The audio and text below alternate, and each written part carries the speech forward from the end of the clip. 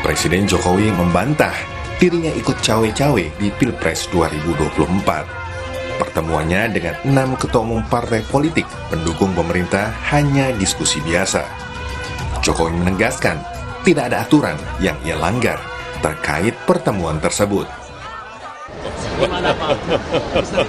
Bukan cawe-cawe, oh itu diskusi aja kok cawe-cawe. Diskusi, saya tadi kan sampaikan, saya ini juga pejabat politik, tapi bukan cawe-cawe. Urusan capres, cawapres itu urusannya partai atau gabungan partai. Sudah saya bolak-balik saya sampaikan kan. Tapi kalau mereka mengundang saya mengundang mereka boleh-boleh saja. Apa konstitusi yang dilanggar dari situ? Nggak ada. Tolonglah mengerti bahwa kita ini juga politisi, tapi juga pejabat publik.